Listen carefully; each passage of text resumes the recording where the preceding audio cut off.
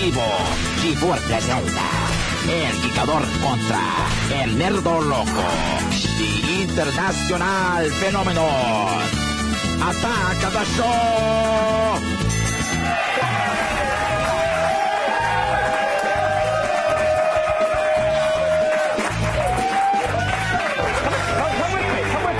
Come with me. I want you guys at home to see something.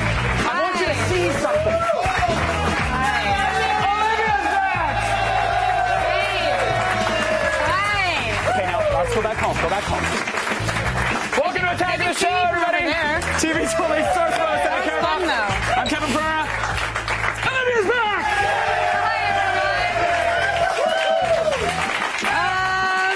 I am afraid to say that You've abandoned your child. I am patient zero, but I am alive. Yay! Screw you, sinuses. You can't control me. But So, I'm alive, and we're coming to you live from the G4 Studios in Los Angeles. How about that? It's too live. Not like that. On the show today, a video that brings new meaning to the term gentleman caller. Oh. Before the internet, there was sex over the phone. It still exists, actually. Yeah, it's sex over Skype. Yeah, it's old time, it's lady free, and it's around the net. How about that? I said lady free. The dude in the box next to you. Hey guys, before you clap, why don't you listen and look? And Chris Gord talks to the monsters of murder, Benicio del Toro and Anthony Hopkins, discuss the Wolfman. Hannibal Lecter and the Wolfman in one movie? Nobody gets out alive. I'm playing. Then on Adrenaline Junkies, we've got your 2010 Olympics primer. It's really everything you need to know about competitive snowboarding, but you were too stoned to ask. So, you're welcome.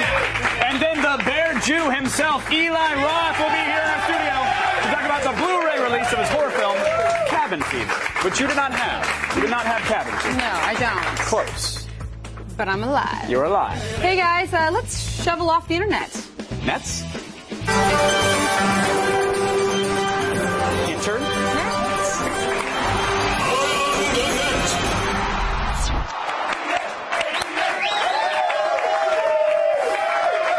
You know, we clap for Around the Net, but we cry for California. We have to. The state has a lot of problems. Politicians want to close my pot store. Friend's pot store, allegedly. And the state is kind of broker than Nicolas Cage right now. I don't know if you read the trades. He is. He's broke. But at least that we in California, we don't have to deal with snow.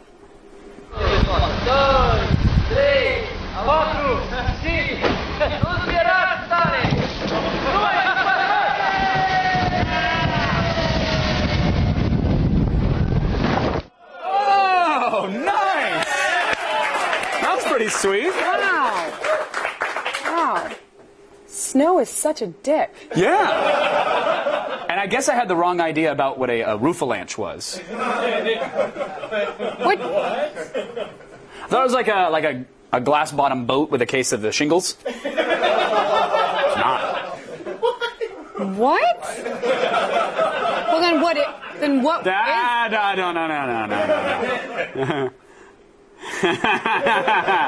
Yeah, can we get a glass coffee table out here? I will show you. Yeah, this is glass. This is good enough. All right, you have to.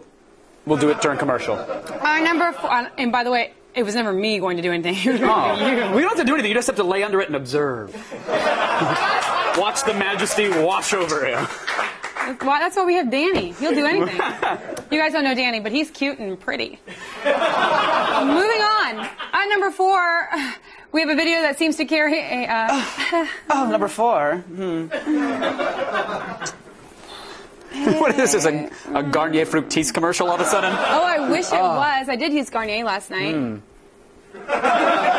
They're not paying you. And you're a pert girl, we all know that. I use Kurt. It's 2-in-1, it's I use efficient. Garnier. Let it go. It's fruity and it's nice. What's our number 4 video, Olivia? What is it? Well, it seems to carry a message, but we're not exactly sure what that message is besides... I use Garnier. No, that's not the message at all. I think 2 things are... Okay, very nice hair. Yep. You smell like a YMCA locker room. Thank you. Just woke up. 2 things are for certain in this clip. It's very polite. And all right, you know what? Roll the damn clip. If you want to focus on that, just roll the damn clip. Thank you. Thank you. Thank you. Thank you. Thank you. Thank you. Thank you. Thank you. Thank you. Thank you. Thank you. Oh, thank you. Thank you. Thank you. Thank you. Oh my God, thank you. Thank you. Thank you. Thank you. Thank you. Thank you. Thank you. Thank you. Thank you. Thank you. Thank you. Thank you. Thank you. Thank you. Thank you. Thank you. Thank you.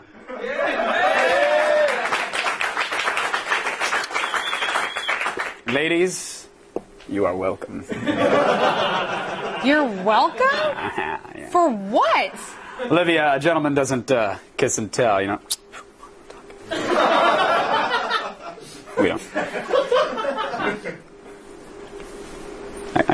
I gave him some gum. You gave them gum? I gave him a lot of gum. And at number 3 today, CNN's Ali Velshi learns the #1 rule of journalism, which is check your sources. And the number 2 rule of journalism is to listen to what your sources are saying. All over the state of New Jersey, it's very dangerous to drive. We're trying to keep commercial vehicles off the road and get the salt trucks and the plow trucks down. Today's the day to just sit in your homes and contemplate Howard Stern on American Idol. No kidding. Listen, we know that a number of flights, most flights have been canceled in and out of New York airports for the afternoon. What's the difference? What does it mean that the airport is shut down? Does that mean it's a bigger deal? You're a dumbass. You don't know this is a prank call? That's what you got us, Gene. Very good. All right, Gene Lasker. Even the guy operating the text on the screen knew it. He's like, yeah, Ali, dumbass. Look, listen. Oh, prank call. Wow. Yeah. After that call, Ali locked himself in the Situation Room and he wouldn't come out. Yeah. Wolf was knocking for a while. And actually, for a while there, that Howard Stern fan did about as good a job as a CNN expert. So that tells you a lot about the state of journalism in our country. What do you have against CNN? Huh? Nothing against them. I think they have all 3D and holograms. Their wall has touch capabilities, and ours doesn't. That makes them the best. Ba-ba-booey. And at number 2 today, we have a portrait of a bohemian life in California's Venice Beach. You know, hobos sing for beer, and hippies sing for hallucinations. And there are sort of Disney-esque scenes, if you will, kind of like this one.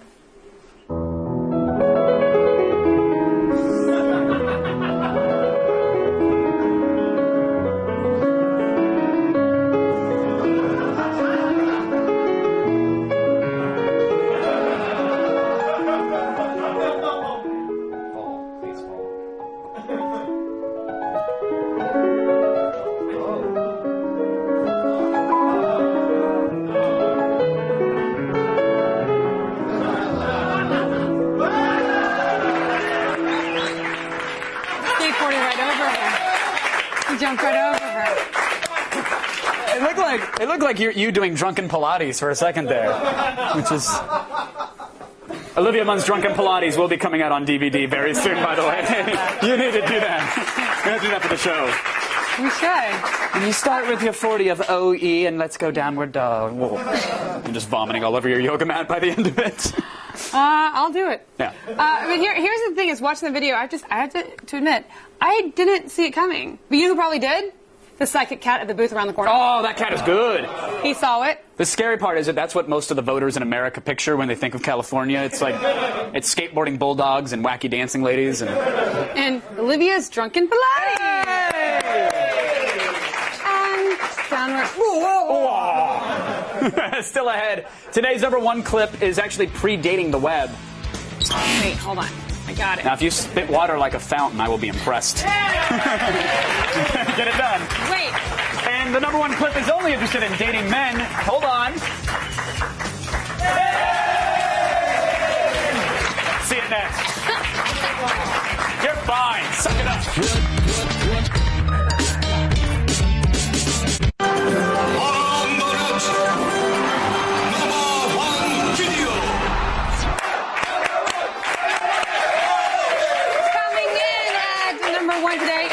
Posting by the Village People that's risen back to the top of the web. The Village People? There's just the Village People. That's it. There's other Village People out there, I'm sure. Oh, sorry. Capital T, capital V, capital Got it. Yeah, well, that's the original boy band from the 70s then, and they were still beating out the hits well into the 80s. Wow, look at this. And you know what? Sex over the Casey phone Kasem. lacks in subtlety. Yeah, thank you. It really makes up for it with its clear message. Its message is having sex over the phone. Your phone number? 711-6177. What's your fantasy? I'm listening to a very hot one. We'll call you back. Sex over the phone. Sex over the phone. When I wanna take a ride, I don't have to go outside. I don't need to dress if I'm feeling lazy. I can lie there with my bed painted pictures in my head. I just touch my princess and I go crazy. My private line. Will make you mine. Sex over the phone. Baby. Sex over the phone.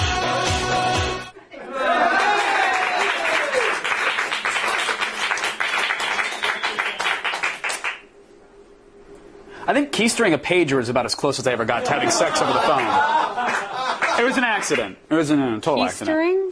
We actually booked a veteran of the sex over the phone days to be here. Unfortunately, his parole officer nixed the interview. So we actually decided to do something for you guys that was just as sexy. Oh, yeah. What are we doing, Mon? Well, you guys know I've been gone for the last 2 days. I've actually been sick. My sinuses were pretty bad. So something just as sexy for you guys? I'm going to flush out my sinuses. Sorry. Live. No. What? Right now, on air. Oh. So, Kevin told me about the... Shut up. Kevin told me about the neti pot.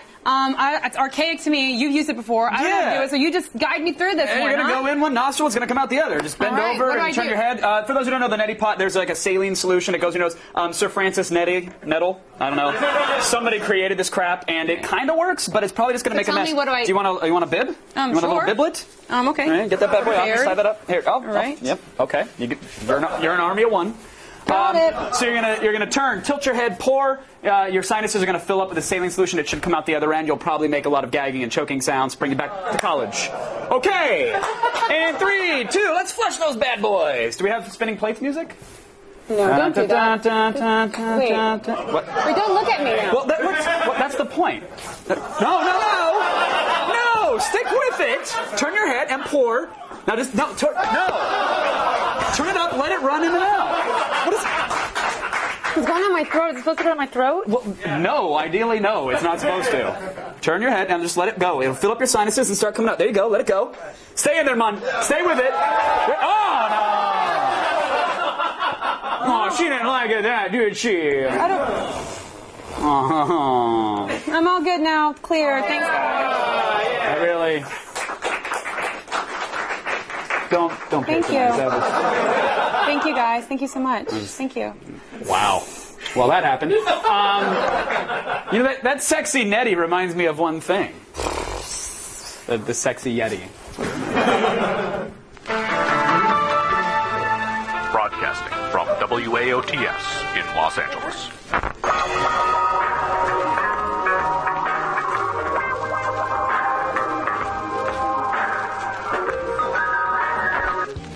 Good tidings to you. It is I, Sexy Yeti, speaking psychically to you without ever moving my ever moist lips.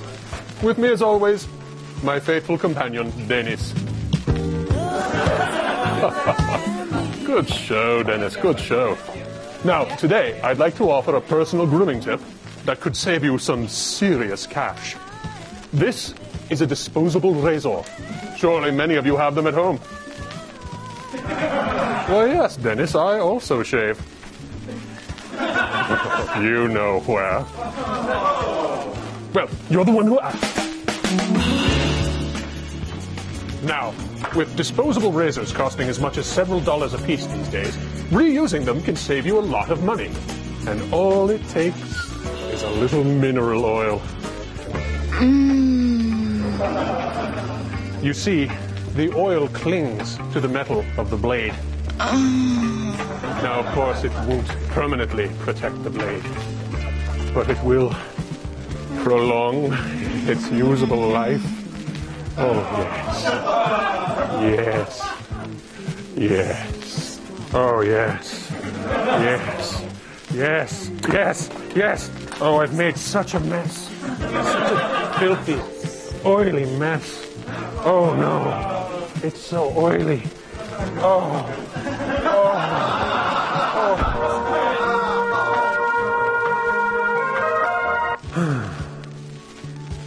Join me next time, won't you, when we'll learn to make almond butter.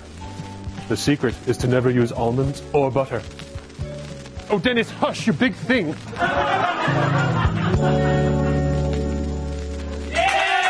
Sexy Yeti, everybody. So, little secret for you. Chris yeah. Gore loves hairy men. If not, explain this. No, I can explain it before you even see it. He's interviewing the cast of Wolfman. No, we're okay. That's what it's his job. Wolfman. That's the name. Sure.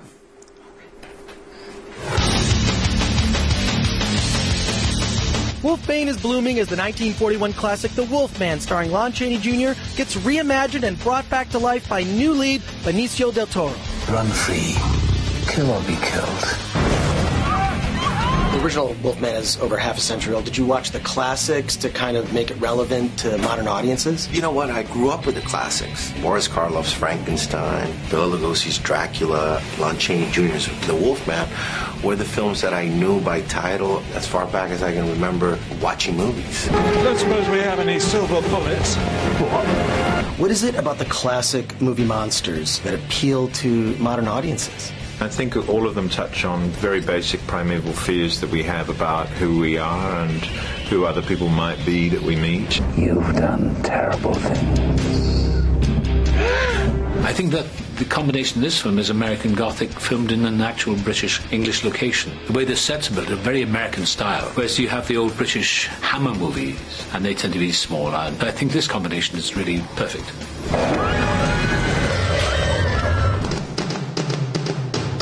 Recreating this 1940s icon took modern special effects mixed with classic monster makeup to update but stay true to the genre. Can you tell me about working with Rick Baker on the makeup? You work with someone like Rick Baker, who's arguably one of the best in the world when it comes to makeup. So just lean back and turn yourself into a piece of canvas and let him go to town. Tell me about the development of the Wolfman's look for this incarnation of the character. Benicio, if it was up to him entirely, he would have looked exactly like Lon Chaney Jr. I wasn't that far off from that, but I really thought it needed to be amped up a little bit, especially because of the carnage that he does, so we gave him some bigger teeth and claws, but it's very old school what I did. Now, definitely it seems like there was an effort to top all the werewolf transformation scenes from all the previous werewolf films. Once the Wolfman is the Wolfman, it's all makeup. But in the transformation, something that we have today that the Lon Chaney Jr. version didn't have back in 1941 is all the CGI stuff. We just hope that they get a glimpse of where everything comes from, which is this story. Also introduce to them the original ones so they can see the original ones and keep the flame, keep the torch. Watch this legend come to life on the next full moon in theaters February 12th.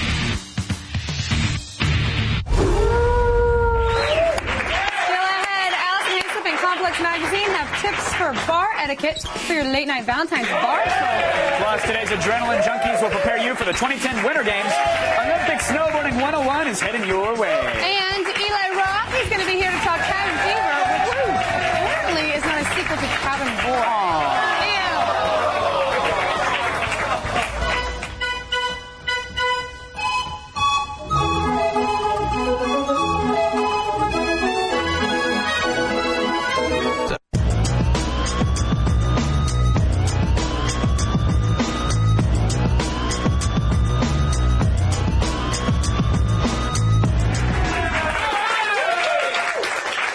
Is this pre-taped? No, we are live. Oh, we're live. Live. So we are live, and it's time to pull your news pants on, or you're off. However you watch your news. It's the time to do it now. News times now. News pants. Hay slip with the news pants. Okay, Allison Hay slip. News pants. Hay slip. She's got her news boots on. Look at the news jeans. Those are news boots. I'd really appreciate it if y'all had your pants on while I do this. All right, y'all. Thanks. Gonna start the feed. Y'all.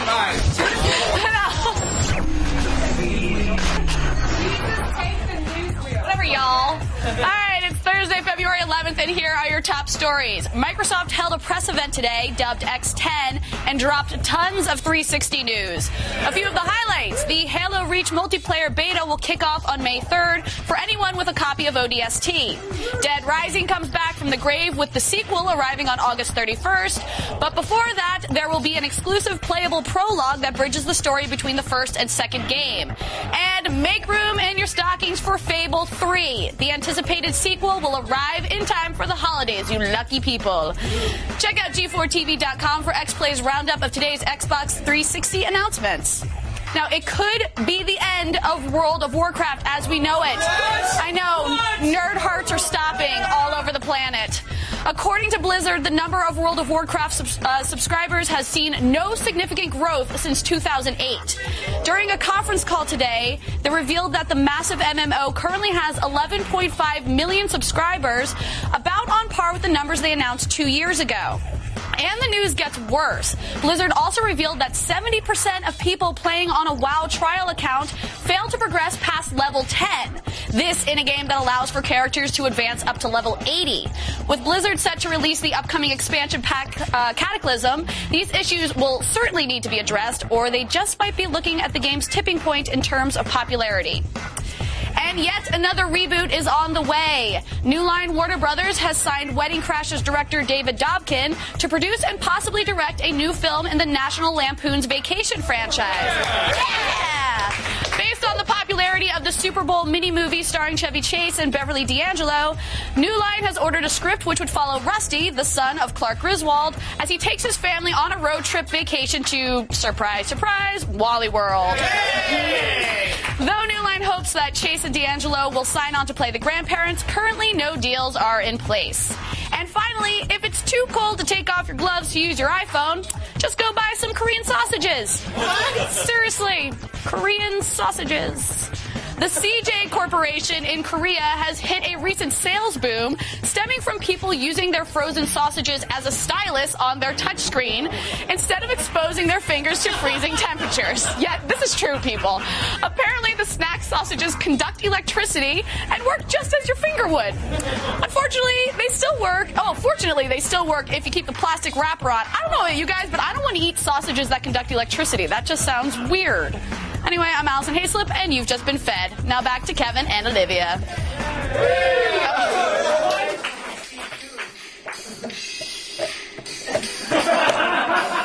These sausages are totally metal.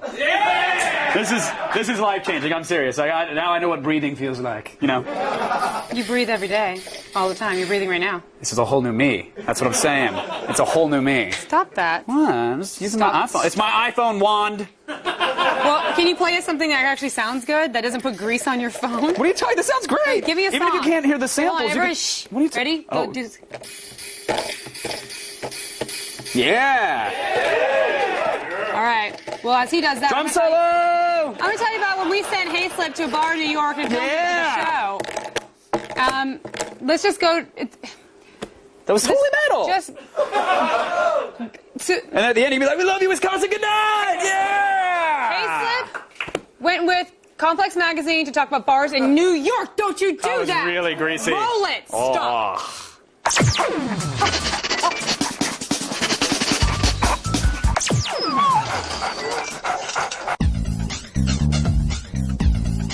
A night out at the bar is a time-honored tradition that could end badly if you don't know what you're doing. So we're here at Spin in New York City to get a little bar etiquette to keep your night running smoothly. With me is Joe LaPuma, one of the editors from Complex Magazine. He's going to teach us a little bit about bar etiquette. So start at the beginning, just getting in the place. You're on the list. New York City, the lines are crazy, obviously. So, you know, I would roll up to the bar with a bunch of girls. Girls are always easy access to get into the bar. So the first thing you do when you get in the bar, obviously, is get yourself a drink. But like sometimes the bars are really crowded. Once you do get that first drink, it's really important that you tip pretty well. Usually you tip maybe a few dollars. Maybe you want to tip $20 on the first drink. You'll establish that rapport with the bartender. You'll have an easy way to get drinks for the rest of the night. So I would say that, about 99% of the reason that guys go out to bars is to pick up chicks. Yeah. So, I mean, can can I buy you a drink approach work? You have to do it the right way. You can't be overbearing and be like, let me buy you a drink. You have to, ease into some conversation and then see if he's feeling you enough and, try to be the life of the party. You want to be the dude that girls want to surround themselves with. All right, so let's talk about this whole top shelf versus well drinks. Top shelf vodka is going to give you a less severe hangover the next day. It could be Ketel One, it could be Absolute, stuff like that.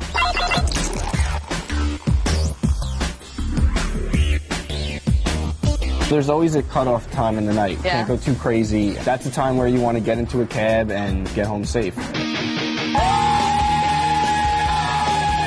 there you have it, a little etiquette, and you've got a memorable night. But if you black out, you're doing it wrong. Just have fun, people. Nice. More tips on bar etiquette, including tipping $20. Do people have $20 to tip? It's a lot. That's like 5 pitchers of PBR. You'll get as much PBR as you want for $20. Head on over to complex.com for more tips. You ever lie awake at night wondering who touched your PC before you did? No, not really. It's in my house. Me neither. I was just asking. There's only one way to stop that. Build your own.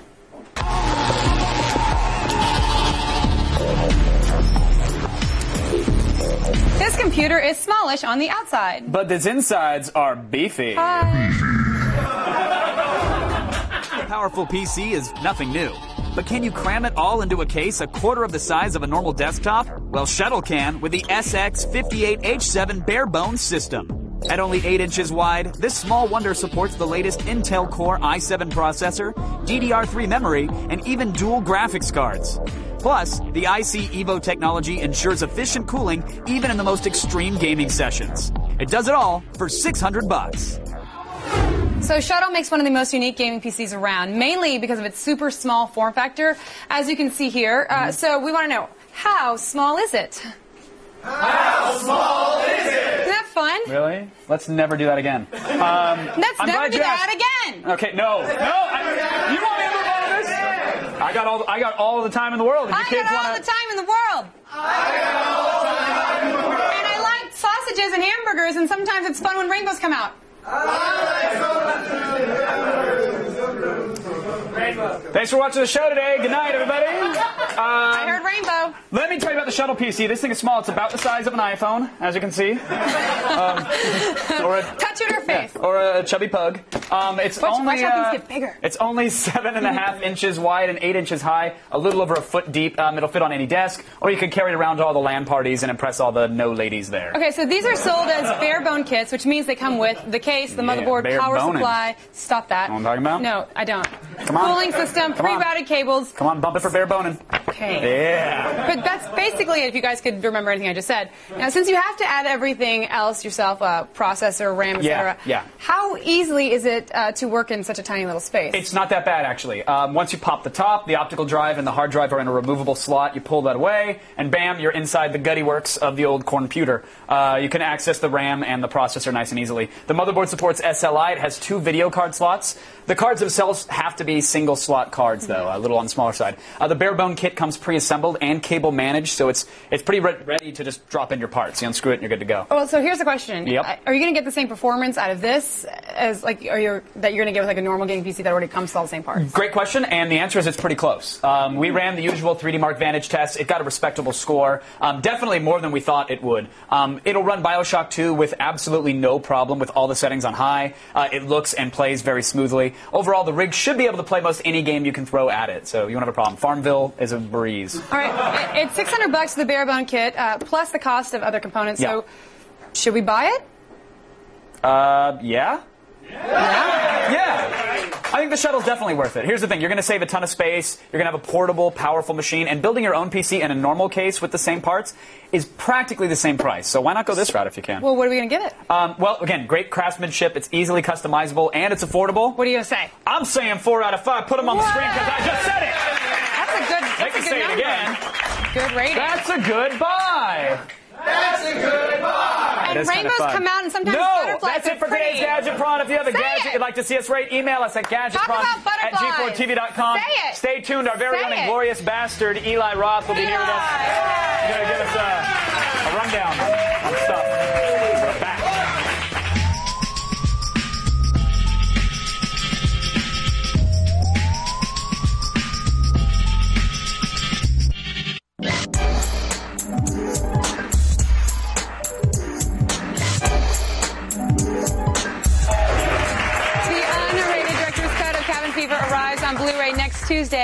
here's one of the least gross moments from the movie.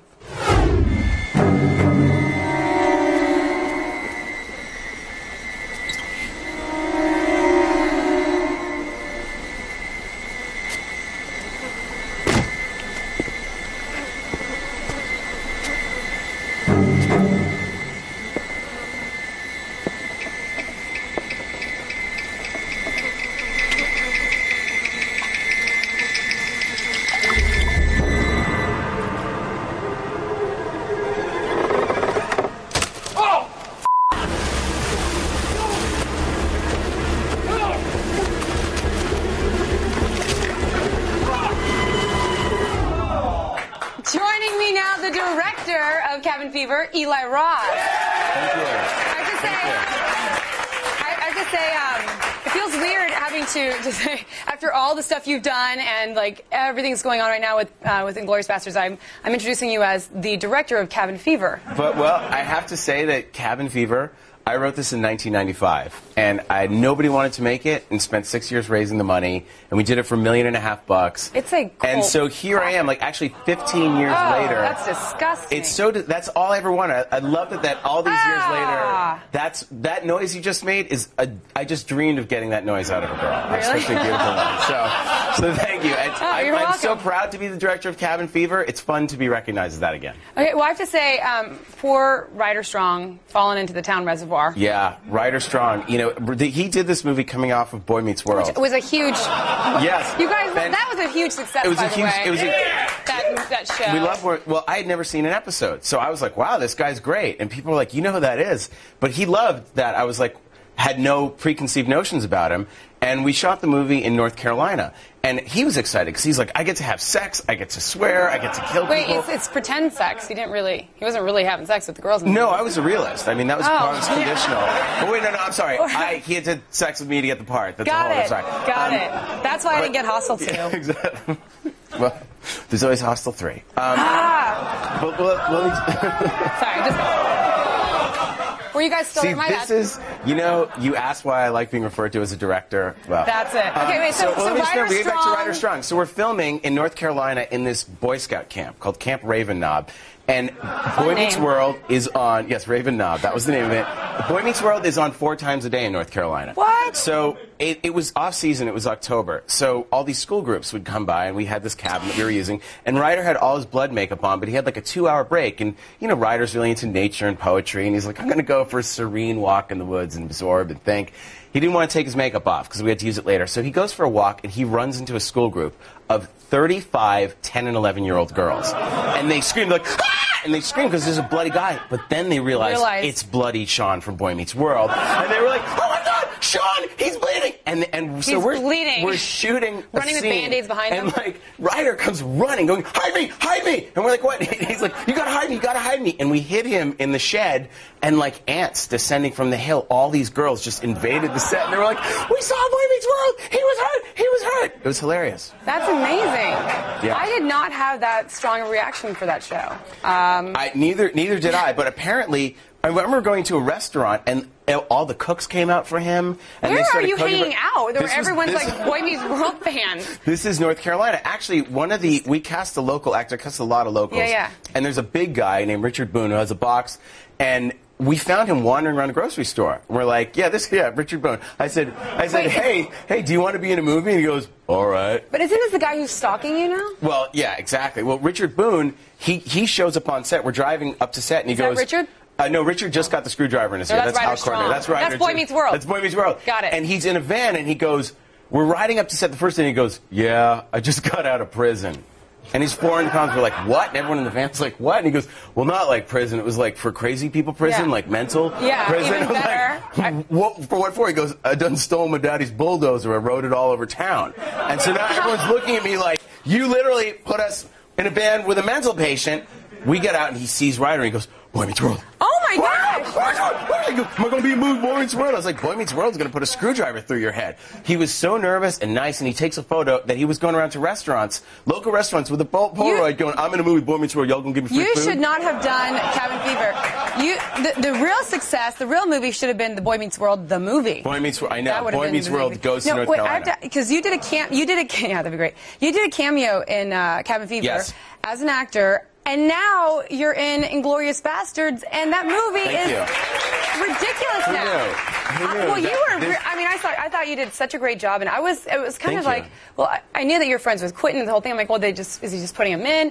But you did good. Thank you. Well, no, I knew I had to I had to really bring it if I was going to be next to Brad Pitt and a Quentin Tarantino. I didn't want to be the guy that screwed up the Tarantino film, but it was, I put on 40 pounds of muscle and bam. But it all started from Cabin Fever. I actually had cast Michael Rosenbaum, and he was going to play this part, Justin, and then he called me and he's like, I can't get out of Canada because he got cast on the show Smallville as Lex Luthor, and he couldn't leave. So I'd been reading it in the rehearsals, and the cast was like, you should do it. So meanwhile, I put myself in this one scene, and this is my acting debut, and everyone in the crew was like, oh, what, he's an actor now? Quentin Tarantino sees the movie, comes out. He's like, you were one of the best actors in the movie. And that's why he put me in Death Proof, and that's why he put me in Inglourious Bastards. It's literally because of Justin. Look at that. So it all goes back to Cabin Fever. Very exciting. So now, up next, you've got Oscar parties to go to. You've got Invisalign in your teeth. I do have the agony. Oh, you have them too? I wore mine for you. I was trying to explain to people. I have them. Oh, you have them. Okay, do you know what's worse? I got the anchors. They're like, go close to this. They're like, oh, you got, see these little like warts they glued on my teeth? Oh, I'm like, yeah. These teeth have to turn. It's like hostile 24/7. And when I put them in, it's like, it's like having a vice on your mouth the whole time. Oh, that's painful. It makes making out really painful. Oh. You know what they say? Bad things happen to bad people. That's true. Thank you. Yes, I've heard that before. So, well... Anyways, yes, no, I've been going to Oscar parties, and I went to a party the other night, and actually, the dude spilled a glass of wine on me. And there's a guy, Jeff Dowd, who's a producer, and he literally, the Coen brothers wrote The Big Lebowski about him, and he's the dude. And so I was turning around, and he's like, hey, man, he's totally stoned. He trips, and he's like, hey, Eli, and spills his drink all over me. And I was like, it's the dude, and now I can't wash it. I have to frame that shirt. How did we go from Invisalign to the dude spilling wine? Because I was thinking about I had to take out my Invisalign before the party so that I could, eat hors d'oeuvres. Oh. I keep mine in and just gum them. You gum them? I tried that. God, my hors d'oeuvres. I tried to eat yogurt, and then I put new ones in, and then I ate almonds, and my teeth were all raw. It's awful. Life is tough, let me tell you. Between the Invisalign and the party with the dude. From Brad Pitt at the Oscars. That is so hard. Terrible. Well, it's about to get harder because Cabin Fever comes out on Blu-ray next Tuesday. The director's cut. Unrated director's cut. This is what I originally envisioned 15 years ago. Well, you guys go out and buy it. Put more money in this guy's pockets. He needs it. You good? Yes, I'm very good. Awesome. High five. Let's go over to Kevin. Yeah. Lovely to see you. Kevin. Yeah, what? Still ahead, in Adrenaline Junkies, we're going to help you actually sound like the smartest guy in the room during the Olympic snowboarding events.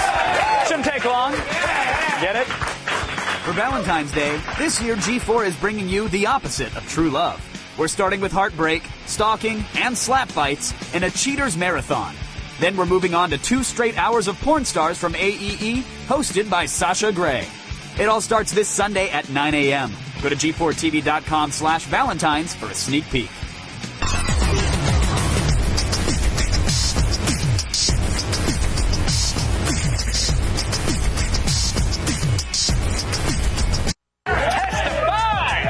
Coming up tomorrow on an all-new AOTS, Brian Posehn will be here to talk about the Sarah Silverman program and his baby Bjorn zombie strategy. Then we'll survive the snowpocalypse and around the net. Plus, I'll prove that I'm a better showman than the dancing Dolph Lundgren. And then we'll travel back in time for an AOTS classic. It's the return of the Red Ring of Death. See it tomorrow. The 2010 Winter Olympics kicks off next week, and if you're like me, you love watching snowboarding, but have no idea how the hell anyone wins. Generally, the guy or girl that falls the least wins. But, that's easy. I love that there's game. some more details. Oh, there are? Yeah.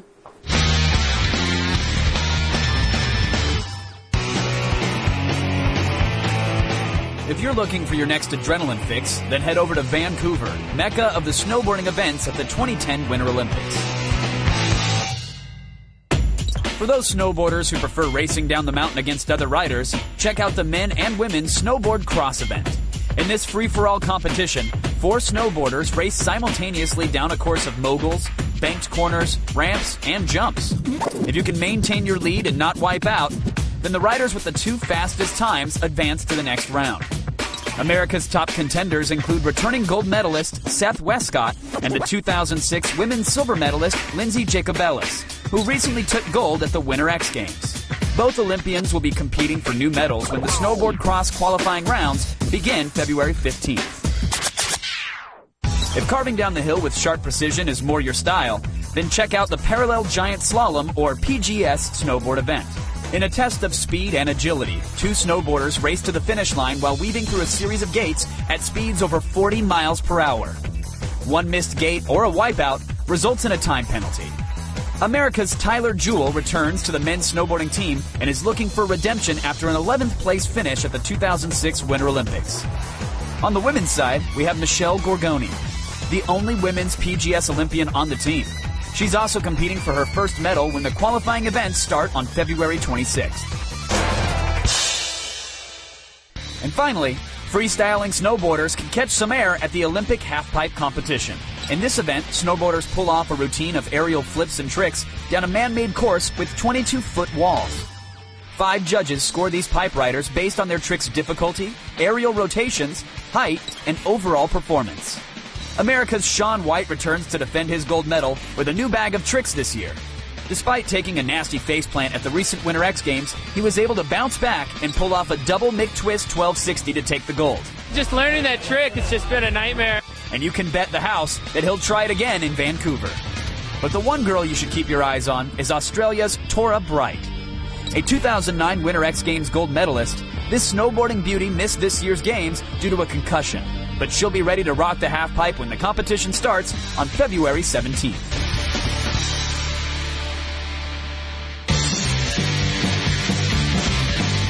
So the next time you're craving an adrenaline rush, try curbing your fix when the Olympic snowboarding events launch next week. Hi, everybody. Thanks for the neti pot tricks. It really helped clear it out. Yeah, I'm really glad that did that. Really worked out for me. Hey, go to G4TV.com/AOTS for all the things you saw today and more. Thanks to Eli Roth, excellent